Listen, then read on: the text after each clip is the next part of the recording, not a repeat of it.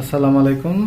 এই হচ্ছে স্যামসাং আয়নার 2170040 লিথিয়াম আয়ন সেল। গত ভিডিওতে দেখিয়েছিলাম ফ্লাইট ফুল সেম এই সেলগুলোকে ব্যবহার করে একটি ব্যাটারি প্যাক বানিয়েছিল এবং আমরা সেটি টেস্ট করেছিলাম, মোটামুটি ভালো ফ্লাই টাইম পেয়েছি। তো আজকে এই সেলগুলোকে ব্যবহার করে আমি একটি কাস্টমাইজ প্যাক বানানোর চেষ্টা করব এবং সেটা ফ্লাই করে দেখার চেষ্টা করব আসলে পারফরমেন্সটা কেমন দেয়। তো প্যাকটি বানাতে প্রথমে লাগবে বেশ কয়েকটি ব্যাটারি। তো এখানে 8টা ব্যাটারি আছে। আমি 4টা সিরিজ এবং 2টা প্যারালাল করে 4S2P কানেকশন তৈরি করব। ব্যাটারি ছাড়াও আরও বেশ কিছু ইম্পর্টেন্ট জিনিস লাগবে, যেমন লাগবে একটি XT60 কানেক্টর, একটি ব্যাটারি ব্যালেন্সিং লিড, কিছু সিলিকন ওয়্যার। এখানে আমি ব্যাটারি পাওয়ারের জন্য ব্যবহার করছি 14 AWG সিলিকন ওয়্যার। এছাড়াও অপশনাল হিসেবে একটি এবি ক্লিপ। তাছাড়া এই ব্যাটারিটিকে র্যাপ করার জন্য লাগবে হচ্ছে কিছু হিটসিঙ্ক ফিল্ম। তো কথা অনেক হলো, চলুন কাজ শুরু করা যাক।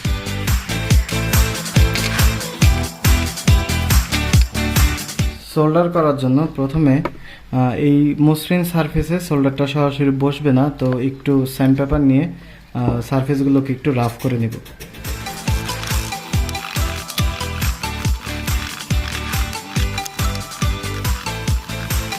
তো মোটামুটি ঘষা মাজা হয়ে গেছে, আশা করি কোনো রকম প্যারা ছাড়াই সোল্ডারিংটা করতে পারবো। এখানে এই মোটা মোটা সোল্ডার করার জন্য আমি ব্যবহার করছি হ্যান্ডস্কিটের 90 ওয়াট এই সিঙ্গেল কোর সোল্ডারিং আয়রন।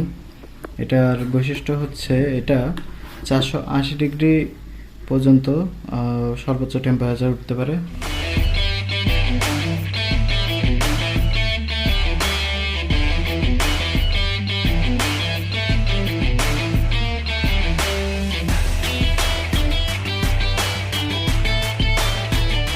এখানে প্রশ্ন আসতে পারে, সাধারণত লিওন ব্যাটারিতে স্পট ওয়েল্ডিং করা হয়, আমি কেন সোল্ডারিং করছি? স্পট ওয়েল্ডিংয়ে যে নিকেল স্ট্রিপগুলো ব্যবহার করা হয় তার ইন্টারনাল রেজিস্ট্যান্স সিলিকন ওয়্যার থেকে একটু বেশি, অর্থাৎ লোড বেশি হলে এফিসিয়েন্সি লসটাও বেশি হবে। এছাড়া বাজারে 0.1 মিলিমিটারের স্ট্রিপ পেয়েছিলাম, যা 10 অ্যাম্পিয়ারের বেশি লোড নেওয়ার উপযুক্ত নয়, তাই সিলিকন ওয়্যারটাই টেকনিক্যালি বেশি নিরাপদ মনে হয়েছে।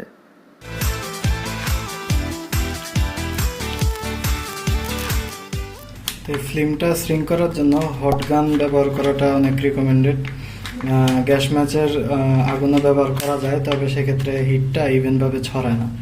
বাট হট গান না থাকলেও আমার কাছে আছে চুলা, তো এটার হিট দিয়ে মোটামুটি ভালোভাবে শ্রিঙ্ক করা যাবে আশা করি।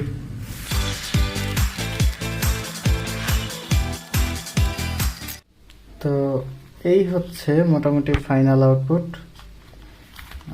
দেখতে একটু বাজে লাগছে, যদিও এখানে স্টিকার পেপার ব্যবহার করতে পারলে ভালো হতো, হাতের কাছে পাইনি, যার কারণে A4 পেপার দিয়েই আপাতত ঠেকার কাজ চালানো হচ্ছে। লুক ম্যাটার না, পারফরমেন্স কেমন দেয় সেটা হচ্ছে কথা। তো আমি এখন এটা ফুল চার্জ করবো একবার এবং ডিসচার্জ করব। এখানে আইম্যাক্স B6 এসি চার্জার ব্যবহার করে সম্পূর্ণ খালি অবস্থা থেকে ফুল চার্জ করতে সময় লেগেছিল প্রায় 120 মিনিটের মতো, আর চার্জিং ক্যাপাসিটি ছিল প্রায় 10,000 মিলিঅ্যাম্পের মতো। অপরদিকে ব্যাটারিটিকে খালি করতে ডিসচার্জ ক্যাপাসিটি ছিল প্রায় 6,700 মিলিঅ্যাম্প, যা কিনা মোট ক্যাপাসিটির প্রায় 84%, যা কিনা খুবই একটি স্ট্যান্ডার্ড মান। পাশে আরেকটি ব্যাটারি দেখা যাচ্ছে, সেটা মূলত এই চার্জারটিকে চালু রাখার জন্য, কেননা ভিডিওটির দৈর্ঘ্য ছিল প্রায় 650 মিনিট। এত দীর্ঘ সময় নিরবিচ্ছিন্ন বিদ্যুৎ সরবরাহ পাওয়া আসলেই কঠিন। এখানে আরেকটি লক্ষণীয় ব্যাপার হচ্ছে, চার্জারে লিপো প্রোগ্রামের আন্ডারে ডিসচার্জ টেস্টটি করা হয়েছে। সাধারণত 4 সেল লিপোতে মিনিমাম ডিসচার্জ ভোল্টেজ 12 ভোল্ট, কিন্তু এই ব্যাটারিগুলো সর্বনিম্ন 10 ভোল্ট পর্যন্ত ডিসচার্জ করা যেতে পারে, অর্থাৎ এই ব্যাটারি থেকে আরও কিছু ক্যাপাসিটি বের করা সম্ভব, যা কিনা আরও বোনাস। তো চলুন বাইরে নিয়ে যাওয়া যাক এবং টেস্ট করে দেখা যাক অ্যাকচুয়ালি কত সময় ফ্লাই করতে পারে। আজকে টেস্টই করব এই এলিয়েন H4 450 মিলিমিটার ফ্রেমটি দিয়ে। এই যে এখানে ব্যাটারিটি মাউন্ট করা আছে, আর মোটর হিসেবে ব্যবহার করা হয়েছে ইম্যাক্সের 700 কেবি মোটর, 12 ইঞ্চি কার্বন ফাইবার প্রপেলার, আর আরও অনেক কিছু আছে। বিস্তারিত কনফিগারেশন ভিডিও ডিসক্রিপশনে দিয়ে দিচ্ছি। আজকের ওয়েদারটা যথেষ্ট ভালো, অনেক রৌদ্রোজ্জ্বল দিন, তবে বাতাস প্রচুর। তো এটা আরও ভালো, আর একটু রিয়েলিস্টিক টেস্ট হয়ে যাবে আর কি। তো আশাবাদী যে 30 মিনিটের মতো ফ্লাই হবে। তো টেস্ট করে দেখা যাক আর কি, চলুন।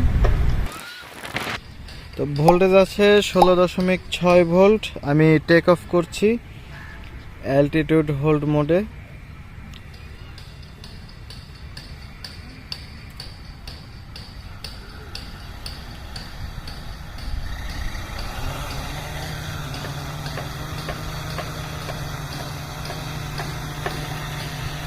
একটু উপরে নিয়ে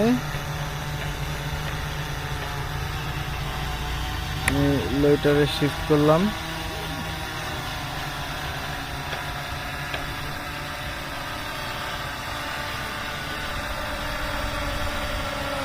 এখানে ব্যাটারির ওজন হয়েছে 581 গ্রাম, আর ব্যাটারি সহ কোয়াডের ওজন ছিল 1570 গ্রাম। পুরো ভিডিওটি বেশ লম্বা হয়ে যাবে, তাই ফাস্ট ফরওয়ার্ড করে দিচ্ছি। পুরো ফ্লাইটাইমের ভিডিও লিংক ডিসক্রিপশন বক্সে দেওয়া আছে, মজা পেলে দেখে আসতে পারেন। এখানে ভিডিওটির উপরের কোণায় একটি স্ক্যাটার প্লট ড্র করার চেষ্টা করেছি, যা সময়ের সাথে ব্যাটারির ভোল্টেজের পরিবর্তনকে প্লট করছে। নীল ডটগুলো সত্যিকারের রিডিং পয়েন্ট, আর লাল গ্রাফটি দৃষ্টিমধুরতার জন্য এভারেজ করে দেখানো হয়েছে। যদিও এই ফোরেস প্যাকটি সর্বনিম্ন 10 ভোল্ট পর্যন্ত ডিসচার্জ করা যায়, তবে আমি এত ক্রিটিক্যাল টেস্টে যাব না। নির্ধারিত মাত্রার কিছু বেশি ভোল্ট থাকতেই লাইন করিয়ে ফেলবো, কারণ ব্যাটারিটা নিজের টাকায় কেনা, তাই নিজ সন্তানের মতো যত্ন করে রাখতে হবে। এটা আসলে সবারই করা উচিত। আমরা অনেকে ক্রিটিক্যাল ভোল্টেজ পর্যন্ত অপেক্ষা করি, তারপর ল্যান্ডিং করি, যা বিপজ্জনকভাবে ব্যাটারি আয়ু কমিয়ে দেয়। আবার মাঝে মাঝে ব্যাটারি প্রেগনেন্ট হয়ে যায়। দীর্ঘদিন ব্যাটারি ব্যবহার করতে এ ব্যাপারে আমাদের সচেতন থাকা উচিত। এই টেস্টটি করার সময় বাইরে মোটামুটি ভালো জোরে বাতাস বইছিল। ডিসক্রিপশন লিংকের ফুল ভিডিওতে গেলে দেখতে পাবেন বাতাসে ধাক্কা মাঝে মাঝে এত জোরালো ছিল যে ক্যামেরা সহ নড়ছিল। ইনডোর বা শান্ত পরিবেশে হোভার টেস্ট করলে আনুমানিক আরও 2 থেকে 3 মিনিট ফ্লাইট টাইম বেশি পাওয়া যেত, এটা শিওর। তবে যে পারফরমেন্স দিচ্ছে তা যথেষ্ট সন্তুষ্টজনক। প্রায় 10.5 ভোল্টে চলে এসেছে। আমরা এটাকে এখন ল্যান্ডিং করে ফেলবো।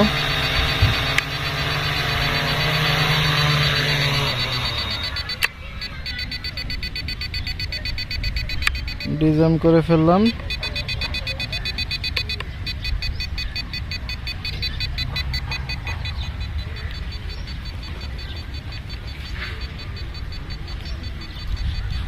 মোটর মোটামুটি ভালোই হিট হয়েছে। আসলে বাইরের ওয়েদারটাও অনেক সানি। ব্যাটারির টেম্পারেচার মোটামুটি আছে 30 বা 35 ডিগ্রি সেলসিয়াসের মতো থাকবে। তো মোটামুটি ভালোই টেস্ট ফ্লাই হলো, বেশ ভালো সময় ফ্লাই হয়েছে।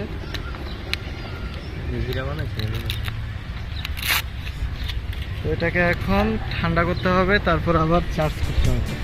এই ভিডিওটি স্পন্সর করেছে হবি আর সিবিডি। ব্যাটারিগুলো পাবেন তাদের স্টকে, লিংক ডিসক্রিপশনে। ভিডিও প্রায় শেষের দিকে। আপনার যে কোনো প্রশ্ন বা মতামত থাকলে কমেন্ট করতে পারেন। দেখা হবে পরবর্তী কোনো ভিডিওতে। ততদিন ভালো থাকবেন, সুস্থ থাকবেন। আল্লাহ হাফেজ।